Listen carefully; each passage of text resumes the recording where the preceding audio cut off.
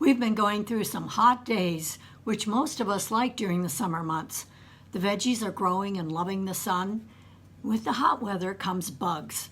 And today we want to discuss a few natural helpers to deal with those critters. Hi, I'm Mary Bourne, traditional naturopath, and I love sharing natural remedies with people for better health. In this month of July, I decided to talk about plants as teachers and helpers. I wasn't able to find any chamomile to grow in my garden this year, but I'd like to mention this beneficial and lovely herb. We all remember how Peter Rabbit got quite a scare after visiting Mr. McGregor's garden. When he got home, his mother brewed him some chamomile tea and calmed him down. Well, it is true that chamomile is known for its ability to calm the nervous system. We can take it in tea form, or we can just smell the essential oil. There are two major chamomile essential oils, and I want to discuss the difference between the two. There is a German chamomile, which is quite a bit stronger, not recommended for children or pets. There is also a Roman chamomile, which is a milder and yet still very effective oil that can be used for children in a variety of ways.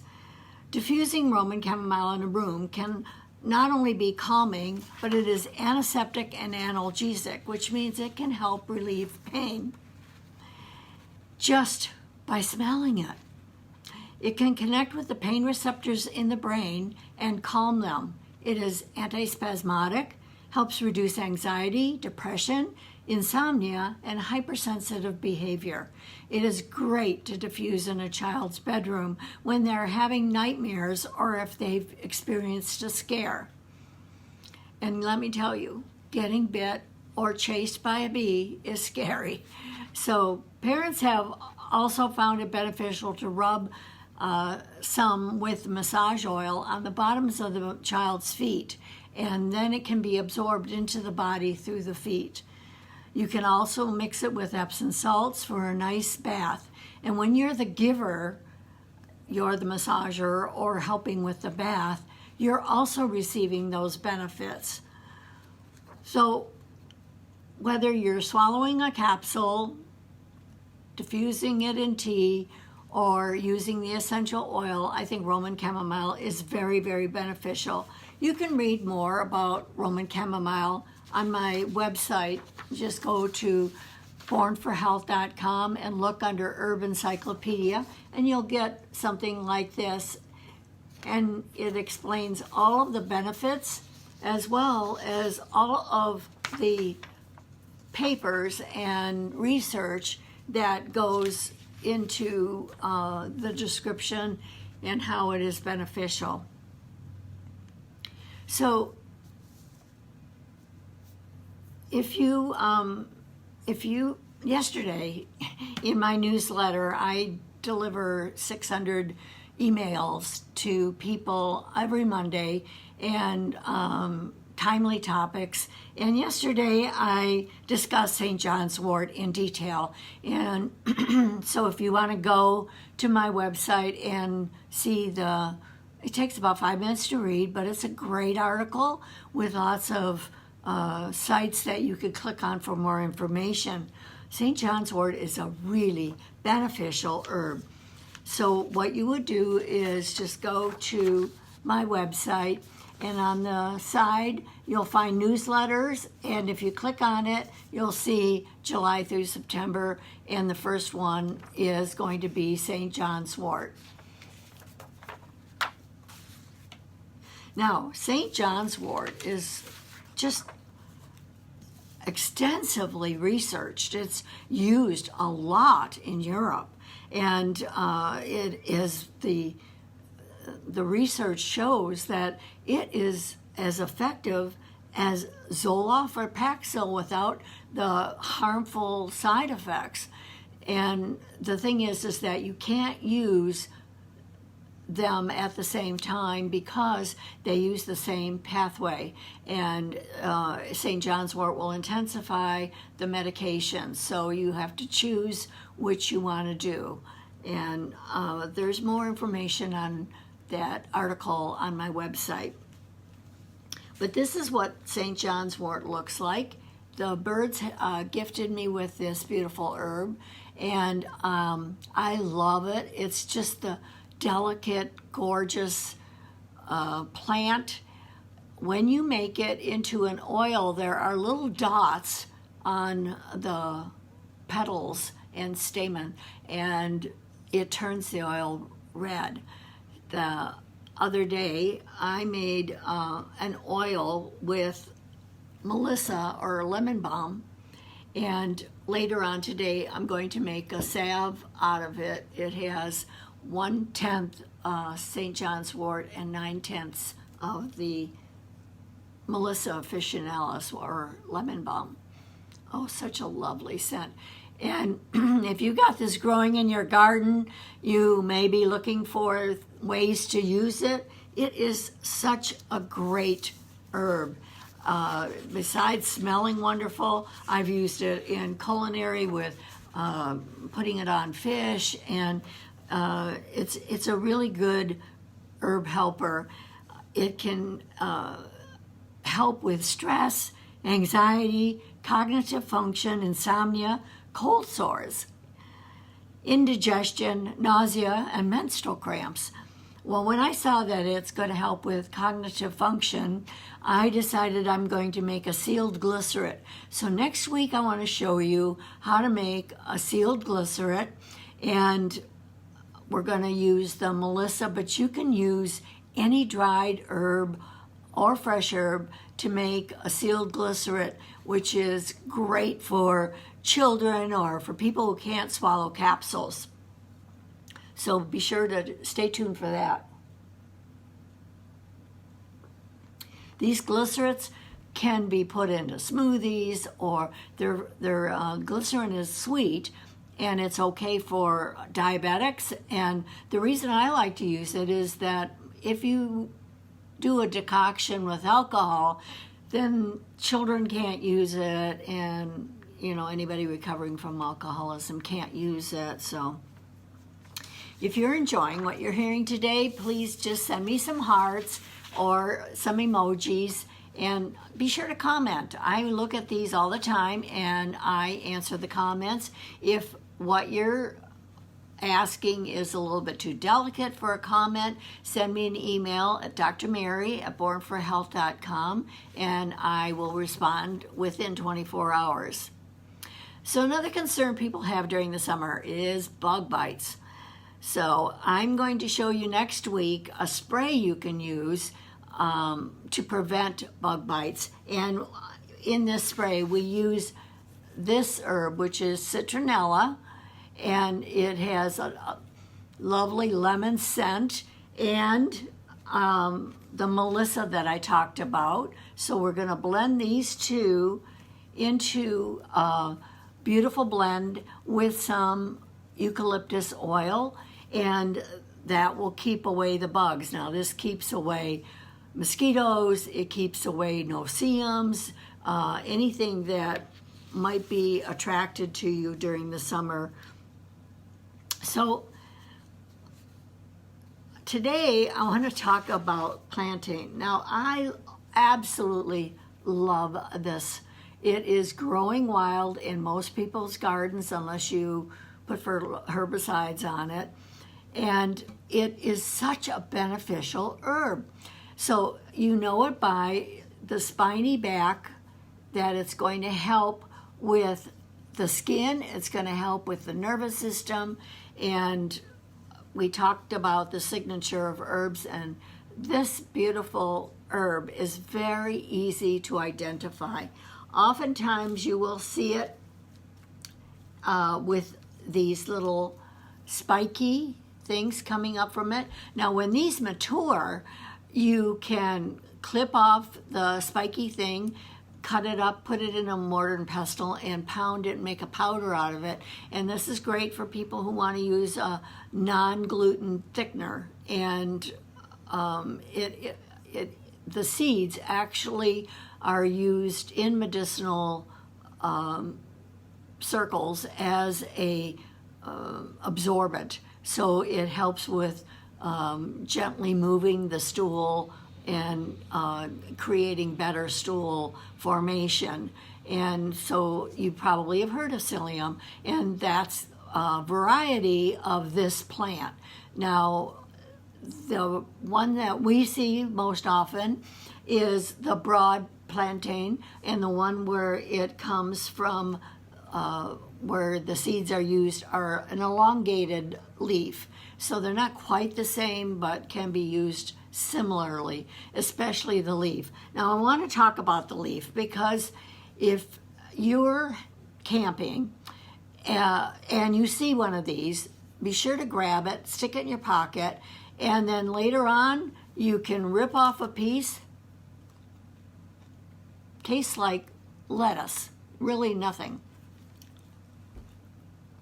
Take that little wad and put it on your bug bite, and that can be a poultice. If you have a Band-Aid handy, fine. Otherwise, just let it sit there and dry on your bug bite.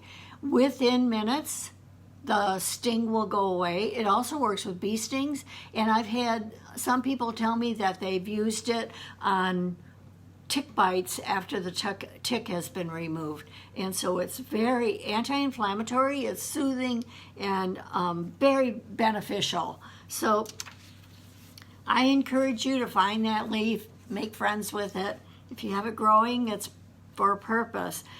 The first Americans called it white man's foot because it was not originally a plant that was known to them until the white man appeared. And wherever the white man settled, these plants could be found. So they brought them from Europe.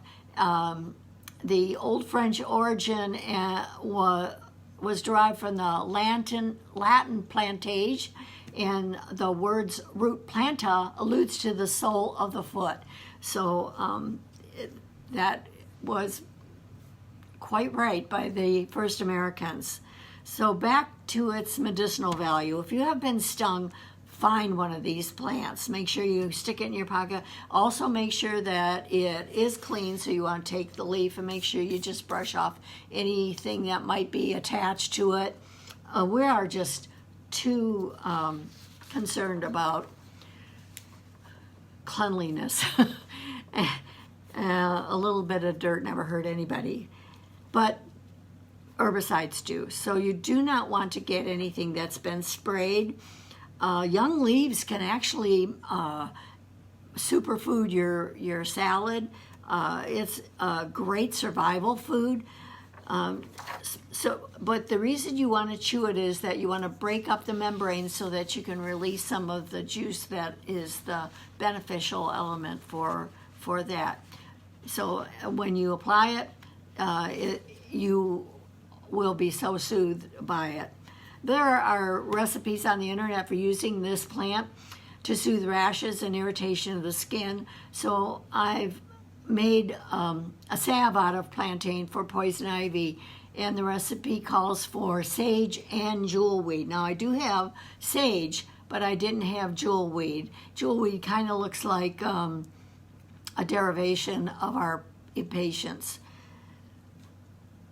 but it grows wild and it's orange.